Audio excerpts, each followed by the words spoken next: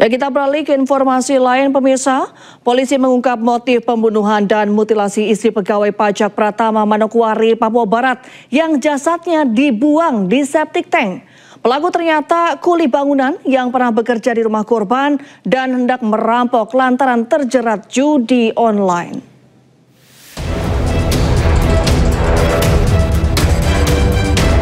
Kepolisian Resor Kota Manokwari berhasil mengungkap motif pembunuhan sadis AGT, istri pegawai kantor pelayanan pajak Pratama Manokwari, Papua Barat, yang jasadnya dibuang ke septic tank. Polisi menyebut pelaku memiliki niat awal merampok korban karena terjerat judi online. Atas perbuatannya, pelaku kini terjerat pasal berlapis dengan ancaman hukuman mati atau penjara seumur hidup.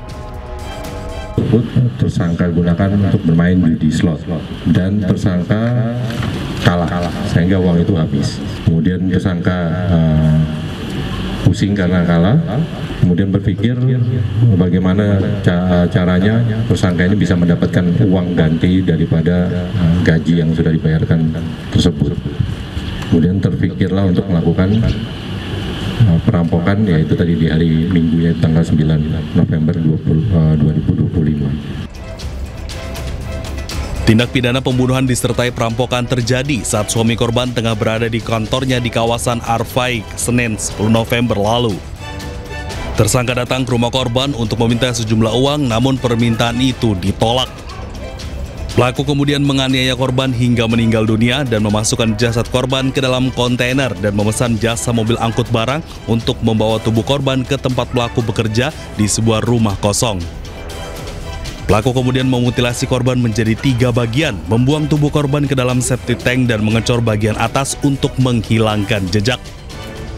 Laporan hilangnya korban pertama kali disampaikan oleh suaminya setelah ditemukan jejak darah di rumah kontrakan mereka.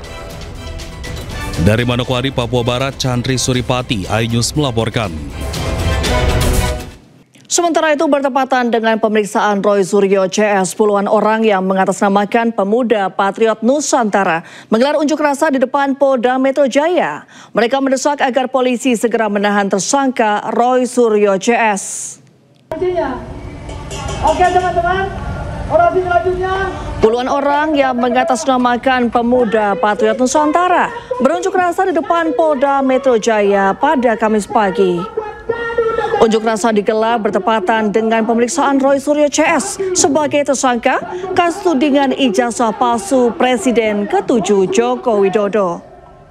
Dalam aksinya, mereka membentangkan spanduk bertuliskan desakan agar Roy Suryo, Rismon Sianipar, serta Dr. Tifa ditangkap dan ditahan. Mereka juga berorasi dan mengungkapkan bahwa Roy Suryo CS telah meragukan harga diri dari Presiden ke-7 RI Jokowi. Maka pertama adalah integritas penyelenggara. Ya, sementara itu, Sekretaris Jenderal Peradi Bersatu Ade Darmawan mendesak aparat kepolisian bertindak tegas terhadap kasus dugaan penyebaran tuduhan palsu dan manipulasi digital dokumen ijazah Presiden ke-7 Republik Indonesia Joko Widodo. Dalam hal ini, publik menunggu langkah nyata kepolisian dalam menuntaskan kasus yang menyeret sejumlah nama. Ini kembali pada kewenangan penyidik. Dalam artian apapun hari ini yang terjadi itu adalah murni dari kewenangan penyidik. Bahwa ketika terjadi pemeriksaan hari ini, kemudian Bang Roy dengan PD-nya saya lihat bahwa membawa bukti-bukti counter dan lain sebagainya. Bahwa kita harus melihat bahwa ketika kita melaporkan seseorang, beban pembuktian itu ada sama kami sebagai pelapor, bukan kepada pihak terlapor. Nah, yang aktif saat ini, ya, sampai saat ini adalah tentu Kepolisian Negara Republik Indonesia, karena pelapor sudah menyerahkan persoalan ini kepada pihak kepolisian, sehingga dalam tahap pemeriksaan nanti, ya kan, sesuai dengan bukti-bukti yang dimiliki oleh penyidik, tentunya pertanyaan-pertanyaan itu mengkerucut nantinya untuk menjerat, ya, masing-masing terlapor ini. Menjerat dalam artian bukan suatu hal yang kriminalisasi, tetapi menjerat hukum itu memang seperti itu gitu loh. Bahwa ketika berhadapan dengan fakta-fakta, berhadapan dengan bukti-bukti, maka narasi-narasi itu tidak akan berlaku lagi. Pembelaan-pembelaan itu tidak akan berlaku lagi. Apalagi ditambah ya keyakinan bahwa ini adalah ilmiah, ini adalah penelitian, enggak lah. Itu enggak seperti itu. Itu justru memperdalam bukti mereka ketika mereka menggunakan alat-alat atau aplikasi-aplikasi tertentu yang kemudian terjadi manipulasi di situ. Mas Roy sangat meyakini apa yang disampaikan itu berdasarkan apa yang dia teliti, sehingga disitulah terjadi manipulasi sebenarnya. Ya, kita beralih ke informasi lain, pemirsa. Polisi mengungkap motif pembunuhan dan mutilasi istri pegawai pajak Pratama Manokwari, Papua Barat yang jasadnya dibuang di septic tank. Pelaku ternyata kuli bangunan yang pernah bekerja di rumah korban dan hendak merampok lantaran terjerat judi online.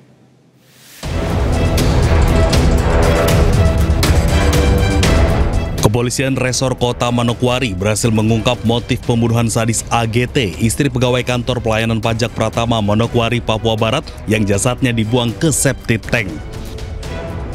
Polisi menyebut pelaku memiliki niat awal merampok korban karena terjerat judi online.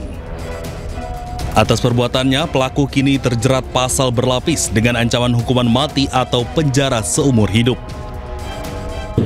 Tersangka gunakan untuk bermain judi slot dan tersangka kalah sehingga uang itu habis. Kemudian tersangka pusing karena kalah, kemudian berpikir bagaimana caranya tersangka ini bisa mendapatkan uang ganti daripada gaji yang sudah dibayarkan tersebut.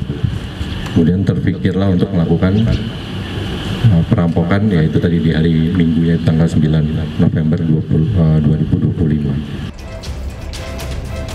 Tindak pidana pembunuhan disertai perampokan terjadi saat suami korban tengah berada di kantornya di kawasan Arfaik, Senin 10 November lalu. Tersangka datang ke rumah korban untuk meminta sejumlah uang, namun permintaan itu ditolak. Pelaku kemudian menganiaya korban hingga meninggal dunia dan memasukkan jasad korban ke dalam kontainer dan memesan jasa mobil angkut barang untuk membawa tubuh korban ke tempat pelaku bekerja di sebuah rumah kosong. Pelaku kemudian memutilasi korban menjadi 3 bagian, membuang tubuh korban ke dalam septic tank dan mengecor bagian atas untuk menghilangkan jejak.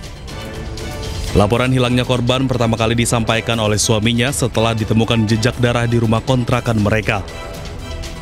Dari Manokwari, Papua Barat, Chandri Suripati, iNews melaporkan.